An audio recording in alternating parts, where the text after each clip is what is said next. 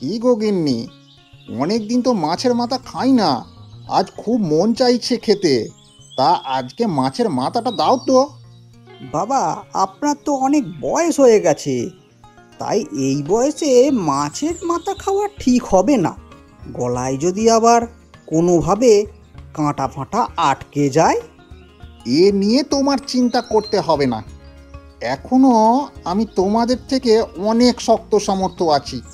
এরকম মাছের মাথা খাওয়া আমার জন্য কোনো ব্যাপারই না। তা কই গো, দিচ্ছ না কেন?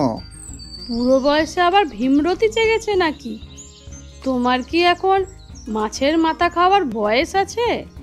এত বেশি কথা না বলে মাছের মাথাটা আমার পাতে দাও তো দেখি। হ্যাঁ, দিচ্ছি দিচ্ছি, নাও নাও তো। বাবা, কাজটা কিন্তু আপনি ঠিক করছেন না। কাঁটাওয়ালা মাছের মাথা খাচ্ছেন। এবার যদি কোনো কারণে অসুস্থ হয়ে পড়েন, তাহলে কিন্তু আমরা দেখতে পারবো না, আপনার কোনো যত্ন নিতেও পারবো না, বলে দিলুম। সে তো বুঝতেই পারছি তোমার খুব করে মাছের মাথাটা খেতে ইচ্ছা করছে, কিন্তু তোমাকে না দিয়ে আমি খেয়ে ফেলছি, তাই তোমার ভিতরে খুব জ্বালা হচ্ছে, তাই না? কি যে বলেন বাবা, আমার কেন জ্বলন হবে? আমি তো আর বাজার করি না, বাজার তো আপনি করেন, তাই আপনি মাছের মাথাটা খাচ্ছেন। হ্যাঁ, তা তুমি বাজার করবে কেন? শ্বশুর বাড়িতে এসে তো খুব মজা পেয়ে গেছো। তা তো অনেক দিন হয়ে গেল, এখনো তোমার বাড়িতে যেতে মন চাইছে না নাকি? কোনো নাম গন্ধ তো দেখতে পাচ্ছি না।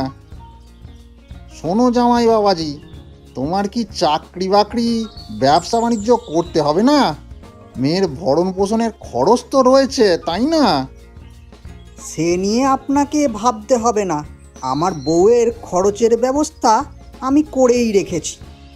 সেটা তো দেখতেই পাচ্ছি, শ্বশুর বাড়িতে এসে মজার মজার খাবার খাচ্ছ, আর এটা সেটা কেনাকাটা হচ্ছে। সবই তো শ্বশুরের টাকায় হচ্ছে, তাই এবার নিজের টাকায় কিছু কেনাকাটা করো। বাবা, আজ মনে হয় তুমি একটু রেগে আছো। তুমি তোমার জামাইয়ের সাথে যেন কেমন কেমন করে একটু কথা বলছো। না না, রেগে থাকবো কেন? এতদিন হয়ে গেল বাপের বাড়িতে এসে আছিস, তোদেরও তো কাজকর্ম কিছু আছে, তাই না?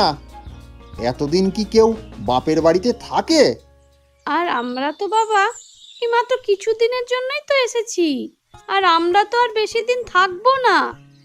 হ্যাঁ হ্যাঁ, বুঝেছি। অল্প কিছুদিন থাকার নাম তো দেখতেই পাচ্ছি। এটা অল্প কিছুদিন নাকি অনেক দিন? তখন তো আবার আমরা সেই একা হয়েই পড়বো। মেয়ের জন্য তোমার মন সবসময় যে ছটফট করে সেটা কি আমি জানি না? আর তুমি তো সেটা বুঝতে পারো না। হ্যাঁ, আমি সবই বুঝি। আমার তো আর এমনি এমনি বয়সটা বাড়েনি। যা খালি চোখে দেখি তা দেখেই তো শিক্ষা নিয়েছি। দেখেছো দেখেছো, তোমার বাবা কিভাবে আমার সাথে কথা বলে? আমরা কি তার সব কিছু খেয়ে ফেলছি নাকি? তোমাকে এত মন খারাপ করতে হবে না, আমি রয়েছে তো নাকি? আমি তো মন খারাপ করতে চাই না, কিন্তু তোমার বাবা আমাদেরকে আর এখানে রাখতে চাইছেন না। আমাদেরকে দেখলেই যখন তখন কিছু না কিছু কথা শুনিয়ে দিচ্ছে। সে তো ঠিকই আছে, তুমি তো কোনো কাজকর্ম করছো না, কোনো ব্যবসা বাণিজ্যও তোমার নেই। আমরা আমার বাবার বাড়িতে বসে বসে খাচ্ছি, এই জন্যই তো বাবা কথা শোনাচ্ছে। কে বলল কোনো ব্যবসা বাণিজ্য নেই? কিছুদিন অবস্থা খারাপ যাচ্ছে, তাই শ্বশুরবাড়িতে অতিথি হিসাবে আছি। তাই বলে কি আমাদের এমনভাবে কথা শোনাবে? হয়েছে, শুনতে না চাইলে তাহলে চলো আমরা বরং বাড়ি ফিরে যাই। আরে যাবো তো, তুমি এত অস্থির হয়ে যাচ্ছ কেন? বন্ধু, জানিস আমার মনটা খুব খারাপ রে। কেন রে? কি হয়েছে আবার তোর? আর বলিস না, জামাই এসে ঘরে উঠেছে, তার যাওয়ার কোনো নাম গন্ধ নেই। এদিকে আমি একদম ফতুর হয়ে যাচ্ছি। কি বলিস? জামাই তো ঘরের লক্ষ্মী, তাকে কেন তুই ভাগাতে চাচ্ছিস? অনেকে তো সাধনা করেও জামাইকে ঘরে আনতে পারে না, আর তোর জামাই তো নিজে থেকেই আসছে। সে তো বুঝতেই পেরেছি, খরচাপাতি তো কম হচ্ছে না। এভাবে ঘাড়ের উপর বসে বসে খেলে রাজার ধনও তো ফুরিয়ে যাবে। আরে জামাই এসেছে, কিছুদিন ভালো মন্দ খাওয়া, সব সময় তো আর আসবে না। হ্যাঁ, তা তো খাওয়াচ্ছি, দেখা যাক কি হয়। মা, আজকে কি রান্না করেছেন? আমার খুব খিদে লেগেছে। হ্যাঁ, তা তো লাগবেই। মজার মজার খাবার পেলে খিদে লাগবে না তো যাবে কোথায়? ওহ, তুমি আবার জামাইয়ের সাথে এমন করে কথা বলছো কেন? আজকে দেশি মুরগির ঝোল করেছি জামাই বাবাজি। খুব ভালো। আমার আবার দেশি মুরগি খুবই পছন্দের। আমাকে কিন্তু মুরগির ঠ্যাং দুটো দেবেন মা। আমার হয়েছে মরণ, এই হতচ্ছাড়া জামাই একে তো যাচ্ছে না, তার উপর আবার ঘরে বসে বসে মুরগির ঠ্যাং চেবাচ্ছে। বাপের বাড়ির আবদার। বাবা, আপনি আমার সাথে এমন করছেন কেন? আমি কি খুব বেশি কিছু আবদার করেছি? না, তা করবে কেন? তোমার তো আবার মুরগির ঠ্যাং ছাড়া চলে না। আপনি যখন আমার সাথে এমন খারাপ আচরণ করেন, তাহলে আমি আর আপনার বাড়িতে খাবই না। তাহলে তো ভালোই হয়, আমিও বেঁচে যাই। কি হলো তোমাদের? তোমরা দুজন মিলে এরকম করে ঝগড়া করছো কেন? হ্যাঁ মা, দেখুন দেখি বাবা আমার সাথে কেন এমন করছে। তোমার সাথে আমি আর এমন কি করলাম? তুমি তো বললেই তুমি আর আমার বাড়িতে খাবে না। তুমি এখন থেকে যেখানে খুশি সেখানে তোমার খাবার খেয়ে আসো। হ্যাঁ হ্যাঁ, আমি বাইরেই খাবো। তোমার বুঝি এত টাকা পয়সা হয়ে গেছে? ঠিক আছে, তোমার যখন অনেক টাকা হয়ে গেছে তাহলে বাইরেই খাও। হ্যাঁ হ্যাঁ, আমি বাইরেই খাবো।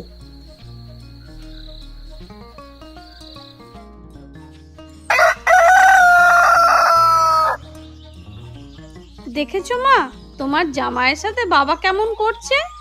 তোমাদের জামাই তো এখন বাড়িতেই থাকে না, সারাক্ষণই তো বাইরে বাইরে থাকে, আর খাবার সময়ও তো এখন আর বাড়িতে আসে না।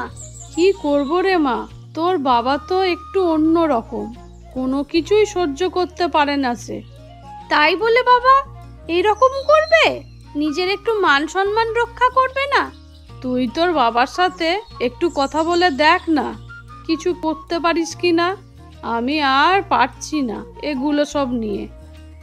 আচ্ছা, এখন একটু যা তো, মুরগিগুলোকে খাবার দিয়ে আয়। হ্যাঁ, তাই যাচ্ছি। তবে আমি বাবার সাথে তোমার জামাইকে নিয়ে কোনো কথাবার্তা বলতে পারবো না।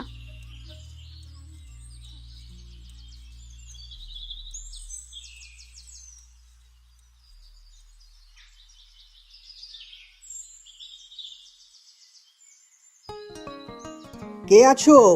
এদিকে একজন আসো তো। কি কি আছে তোমাদের হোটেলে? আমার খুব খিদে লেগেছে। দাদা, আমাদের হোটেলে খাসির মাংস, মুরগির ঝোল আর রুই মাছ রয়েছে। তুমি কি খাবে বলো? আমার জন্য খাসির মাংস আর রুই মাছের ঝোল, সাথে আলুর সবজি নিয়ে আসো। হ্যাঁ দাদা, একটু বসুন, আমি নিয়ে আসছি। আজ পেট ভরে খাবো। আমার প্রিয় শ্বশুরমশাই আমাকে খাওয়াবেন না, তাই না? দেখাচ্ছি মজা। এখানে তো আমাকে কেউ কিছু বলবে না, পেট ভরে যা মন চায় সবই খাবো।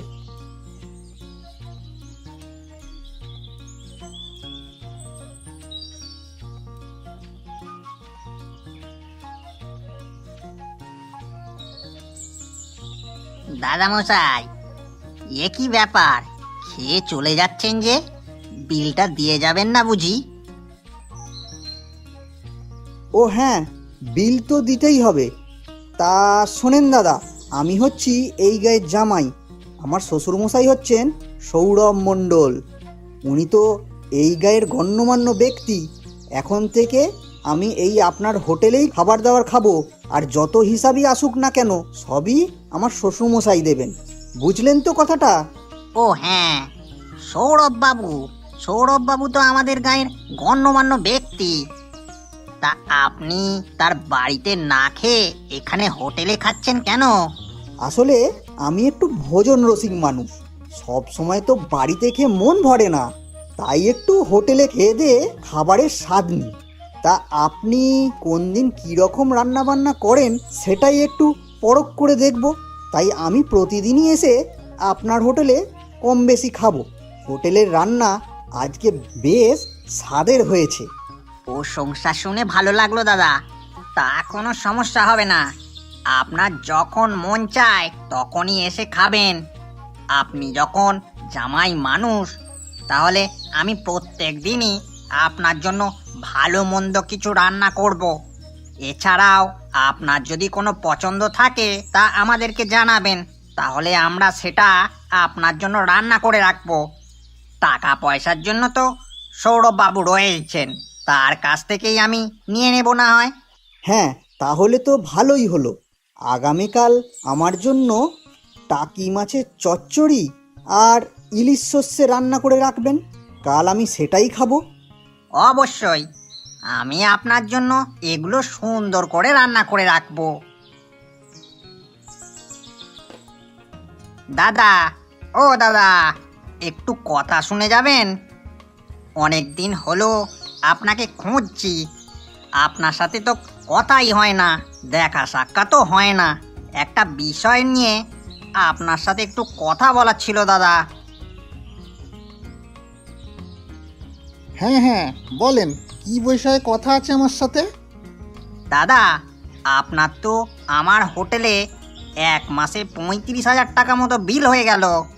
টাকাটা তো আমার খুব দরকার ছিল দাদা।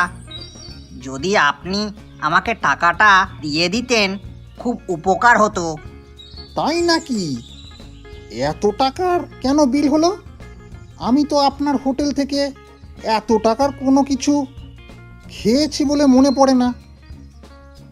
আপনার হোটেলে তো আমি কখনো বাকিতেও খাবার খাই না, সব সময় যা বিল আসে সাথে সাথে দিয়ে দিই। তাহলে কেন এত হলো? দাদা, আপনার জামাই তো আমার হোটেলে গত 1 মাস ধরে খাচ্ছে, তাই বিলটা এত টাকা হয়ে গেল। এর মধ্যে তিনি তো আবার ভোজন রসিক মানুষ, তিনি আবার কি কি খাবার খাবেন তা আমাদের কাছে আগে থেকেই বলে যেতেন। আমরা তার জন্য আলাদা করে সেগুলো করে রাখতাম, এই জন্য বিলটা একটু বেশি হয়ে গেছে। আহারে, মেরেছে, আমায় মেরে দিয়েছে জামাইটা। জামাই বাবাজি দেখছি বাড়িতে না পেরে হোটেলে এসে খাবার খেয়েছে। ইচ্ছে মতো যা খুশি খেয়ে আমার সব শেষ করে দিয়েছে রে। আমার তো মান সম্মান কিছু রইলো না। দাদা, কিছু বলবেন নাকি? টাকাটা কবে দিতে পারবেন জানালে খুব ভালো হতো। তা তোমাদের টাকা নিয়ে চিন্তা করতে হবে না, সেটা না হয় একটা ব্যবস্থা আমি করে দেব, কিন্তু আপনাকে যে একটা উপকার করতে হবে। কি করব দাদা, বলুন, আপনার জন্য কি করতে হবে?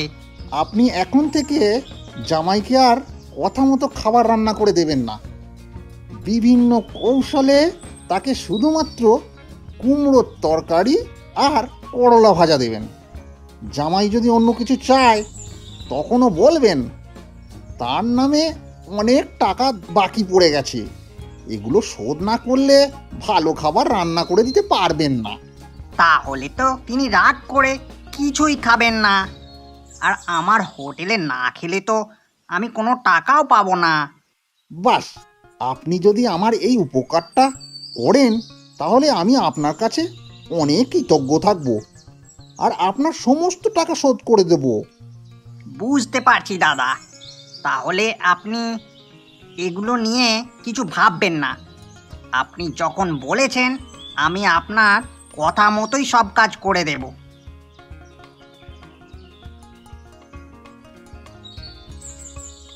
এই রানা, আমার জন্য খাবার নিয়ে আয়। মুরগির ঝোল আর মাছের মুড়ি ঘন্ট নিয়ে আয়। একটু বসুন দাদা, আমি খাবার নিয়ে আসছি। এই নিন দাদা, আপনার ভাত আর তরকারি। কি রে, এগুলো কি দিলি? আমি চাইলাম কি আর তুই দিলি কি? তুই আমাকে করলা ভাজা আর কুমড়োর ঝোল দিলি কেন? আমি কি তোর কাছে এগুলো চেয়েছি? যা, সব ফেরত নিয়ে যায় সব। আমি এগুলো আনতে বলিনি, যেগুলো বলেছি সেগুলো নিয়ে আয়। কি হলো দাদা আপনার? কি হলো? আমার হোটেলে এসে আপনি এমন হইচই করছেন কেন? আমি চাইলাম মুরগির ঝোল আর মাছের মুড়িঘণ্ট, আর আমাকে কি না সব করলা ভাজা দিচ্ছিস, যা আমি কখনো পছন্দ করি না আর খাইও না। দাদা, আপনাকে এগুলো দিয়েই খেতে হবে। কেন? আমি যেটা বলেছি সেগুলো রান্না হয়নি, সেগুলোই আনুন। আসলে দাদা, আপনার অনেক টাকা বাকি পড়ে গেছে তো। আপনি যদি টাকাগুলো দিতে না পারেন, তাহলে আমি তো আপনার পছন্দ মতো খাবার দিতে পারবো না। কেন? আপনি আমার শ্বশুরমশাইকে বলেননি? তিনি তো আপনাকে সব টাকা দিয়ে দেবে। হ্যাঁ বলেছি, কিন্তু তিনি নিষেধ করে দিয়েছেন আর বলেছেন কোনো টাকা পয়সা দেবেন না। এই সব টাকা আপনাকেই শোধ করতে হবে। আমি এই গাঁয়ের জামাই, আমি আপনাদের গাঁয়ের অতিথি, আর আপনারা আমার কাছেই টাকা চাইছেন? আপনাকে টাকা দিতেই হবে, এখন কিছু করার নেই। আমার তো টাকার প্রয়োজন, আর আপনি টাকা দিতে না পারলে এই কুমড়ো আর করলা ভাজা দিয়েই আপনাকে খেতে হবে। আমি এসব একদম খাই না, পছন্দও করি না। ঠিক আছে, আমি আর কিছু খাবো না, আমি আপনার হোটেল থেকে চললাম।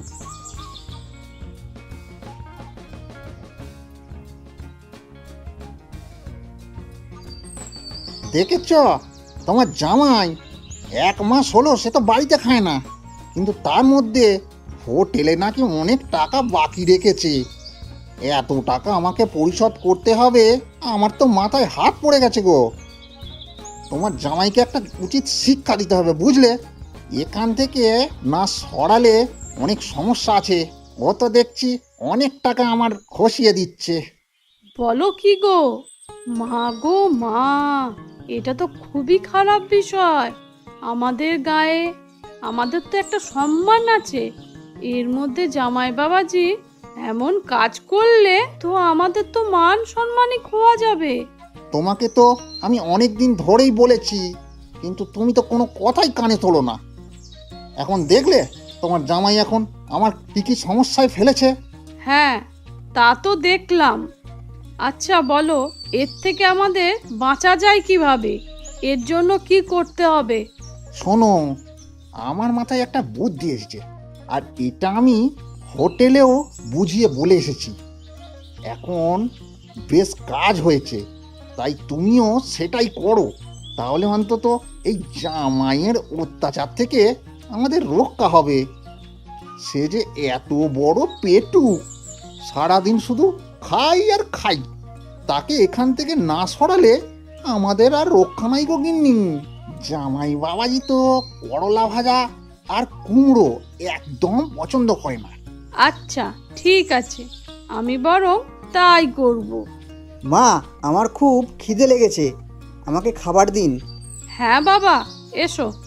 এতদিন তো তুমি বাইরে বাইরে খেলে, এত করে বললাম তোমাকে ঘরে খেতে, কিন্তু তুমি তো খেলেই না। নাও বসো, তোমার জন্য খাবার দিচ্ছি।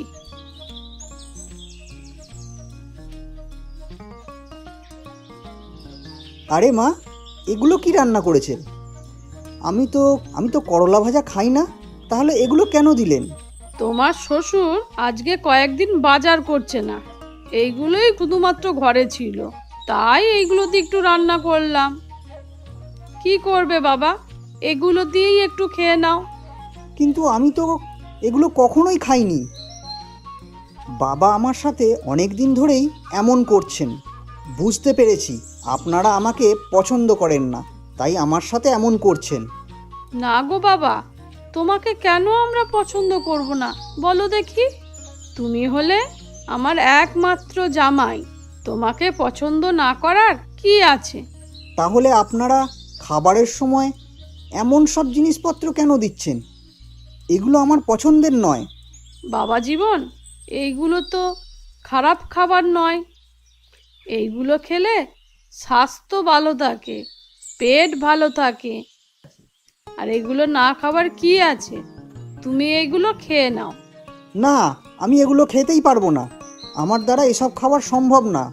আমি আর আপনাদের গায়ে থাকবো না। আমি বরং এখান থেকে চলেই যাব। আলপনা, তুমি তাড়াতাড়ি সব গুছিয়ে নিয়ে প্রস্তুত হয়ে যাও। আমরা এক্ষুনি চলে যাব এই বাড়ি থেকে। আমি তো সবই গুছিয়ে রেখেছি, তৈরি হয়েই আছি। তাহলে চলো, বরং আমরা এক্ষুনি বের হয়ে চলে যাই।